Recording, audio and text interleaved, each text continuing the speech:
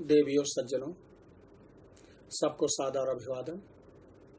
मैं डॉक्टर जनार्दन तिवारी आपको ग्रहण के विषय में बताने जा रहा हूं।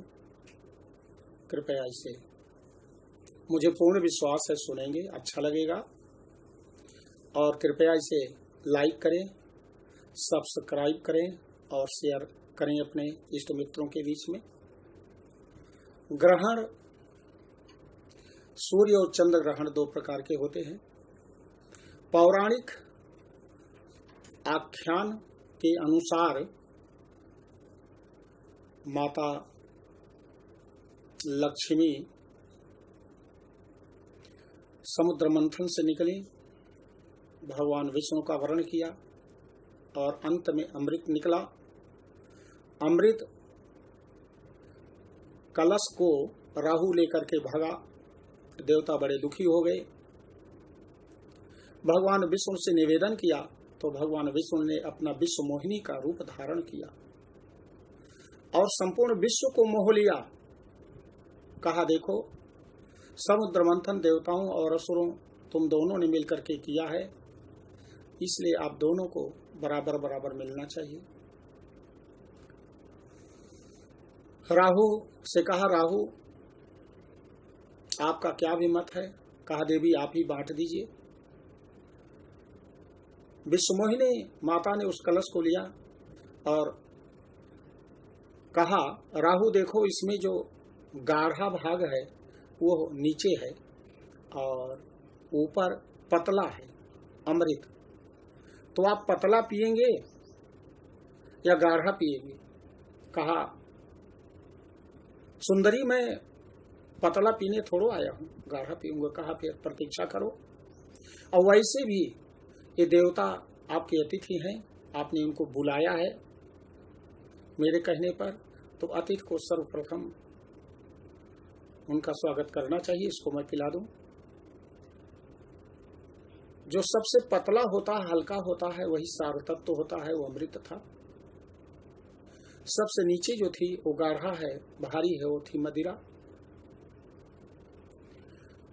विश्वमोहिनी माता ने देवताओं को अमृत पिला दिया। राहु बड़ा इंटेलिजेंट है, उसने सोचा ऐसा तो कुछ नहीं कि इसमें घात हो रहा हो मेरे साथ।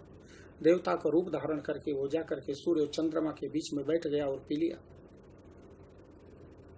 कोई नहीं देखा, केवल दिन में सूर्य ने देखा, रात्रि में चंद्रमा ने देखा, क्योंकि बहुत समय लग गया था अमृत पिलाते समय। हम जो कार्य करते हैं भले दुनिया न देखे, लेकिन आकाश में सूर्य देव देखते हैं, रात्रि में चंद्रमा और तारे हमारे किए गए अच्छे और बुरे कार्यों को देखते हैं। तुरंत सूर्य और चंद्रमा ने इशारे में बता दिया कि असुर है।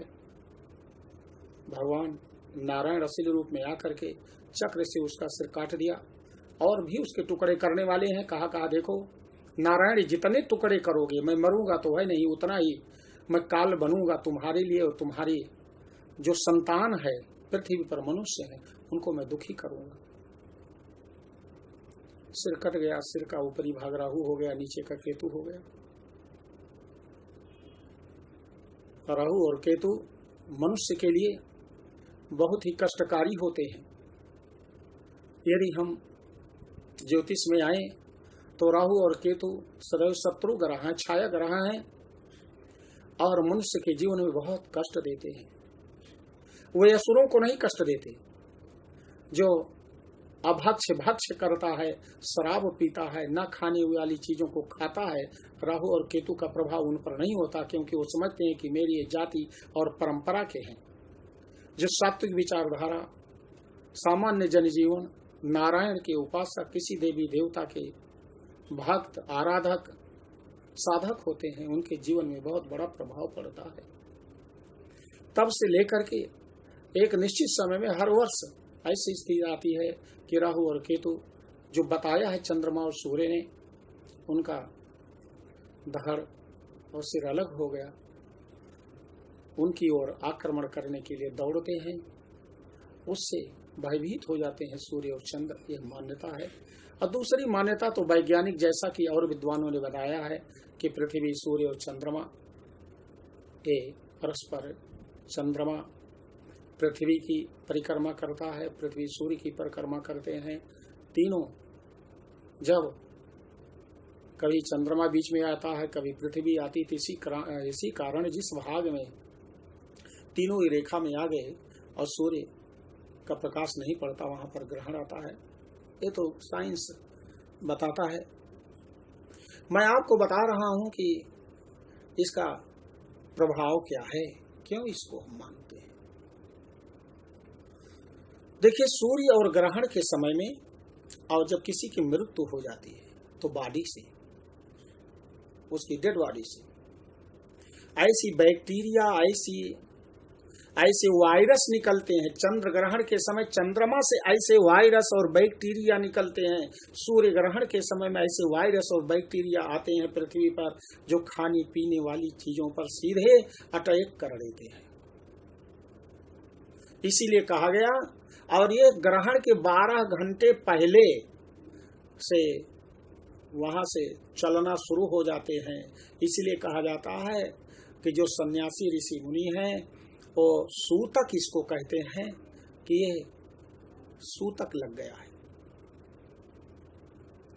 मतलब ऐसे समय में हमें केवल प्रभु की आराधना करनी चाहिए, नारायण की आराधना करनी चाहिए, तो उसके वायरस से, उसके इन्फेक्शन से बच सकते हैं। उस समय कोई चीजें हमें खानी पीनी नहीं चाहिए। हाँ, जो बीमार हैं, बच्चे हैं, जो डायबिटीज पेशेंट हैं, उनके लिए ऑप्शन है कि खाने पीने वाली जो चीजें हैं आपने बना रखा है, तो उसमें आप तुलसी पत्र डाल दीजिए, तो वायरस तुलसी पत्र जहां जहां पर पड़ा रहता है, अथवा गाय के गोबर से घेरे बना करके और उस घेरे में रख दीजिए बर्तन को, और कोई भी खाने पीने चीजें हो तो उसको ढक दीजिए। ढके हुए पात्र के ढक्कन के ऊपर थोड़ा सा गोबर रख दीजिए, तो इससे वो वायरस का अटैक खाने पीने वाली चीजों पर नहीं होगा। और यदि हम उसको कहते हैं ये सब ढोंग है, कुछ नहीं है, बहुत से लोग पहले मैंने न्यूज में जैसा दिखा रहे थे कि इस ग्रहण काल में सब खा रहे हैं, पी रहे हैं, कोई नहीं मानता। तो इससे कुछ होता नहीं कि तुरंत मौत हो जाए, हम इन्फेक्टेड हो जाते हैं। जैसे आज कोरोना वायरस है, हमें पता नहीं है, हम मास्क लगाकर चल रहे हैं, किसी से हाथ नहीं मिला रहे हैं, बाहर से आ रहे हैं सैनिटाइज कर रहे हैं, बाहर से कपड़ा पहन कर आ रहे हैं, उसको जो है धुल दे रहे हैं, उसको छाट दे रहे हैं, स्नान कर ले रहे हैं। ऐसे सूतक के समय अथवा ग्रहण जब लग जाए तो उस समय बिल्कुल हम खाएं पिए ना, क्योंकि वायरस के शिकार बन सकते हैं। अब इतना हम भोजन बनाकर रखें कि जिससे बच्चे हैं उसमें तुलसी की पत्तियां, तुलसी दल डाल दें, उसके ऊपर हम पूरी तरह से सुरक्षित कर दें। गर्भवती महिलाएं अपने गर्भ को गाय के गोबर से ओम नमो भगवते वासुदेवाय इन मंत्र को 12 बार पढ़ करके और इस 12 मंत्र से उसको एक घेर लें, तो इससे, क्योंकि वायरस खाने पीने वाली चीजों पर और गर्भ में नवजात बच्चों के ऊपर सीधे अटैक करता है। एक प्रकार से ये ब्रह्मास्त्र जैसे अश्वत्थामा ने, मैंने बताया है, राजा परीक्षित के लिए भेजा था, वैसे नहीं तो बच्चे हैंडीकैप्ड हो जाते हैं। बहुत सारे उदाहरण आपने समाज में देखा होगा, किसी के दिल में छेद हो रहा है, किसी का ब्लाइंड, कोई लंगड़ा लूला हैंडीकैप्ड बच्चे हो जाते हैं, तो ये बहुत बड़ा कारण बनता है।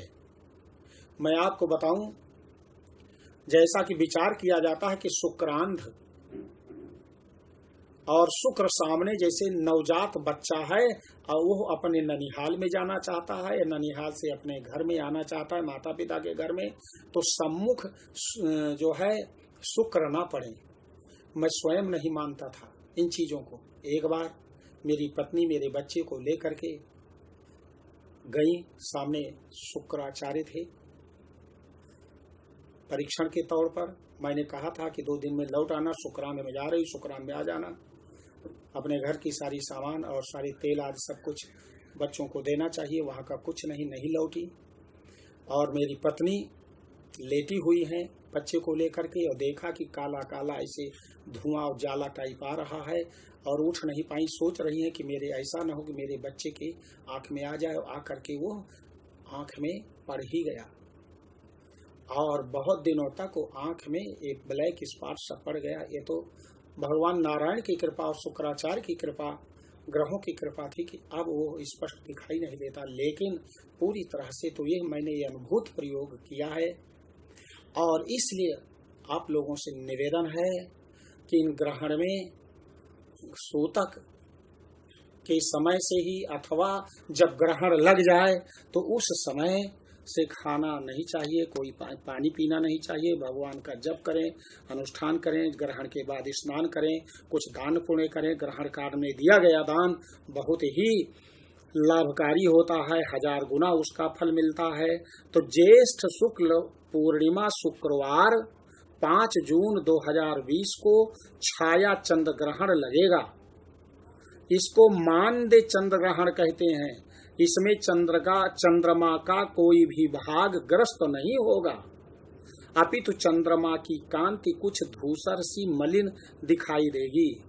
इसका कोई भी धर्मशास्त्रीय प्रभाव नहीं पड़ेगा, अतः विवरण की कोई आवश्यकता नहीं है। इसका समय रात्रि 11:16 से रात्रि में 2:34 तक रहेगा। फिर भी ऐसे समय में यदि हो सके तो भगवान के लिए एक रात्रि में 11:16 से 2:34 तक हम जागरण करें और हर प्रकार नमो भगवते वासुदेव मंत्र का जप करें। निश्चित ही हमारे परिवार में सुख शांति समृद्धि आएगी। जय माता की। देवियों सज्जनों, जो बात आपको खराब लगती हो उसे आप न स्वीकार करें और अच्छी बात को आप सदैव धारण करें। मेरी बात को आप सुन रहे हैं, लाइक भी कर रहे हैं, सब्सक्राइब भी कर रहे हैं, शेयर भी कर रहे हैं, इसके लिए बहुत बहुत धन्यवाद। जय माता की।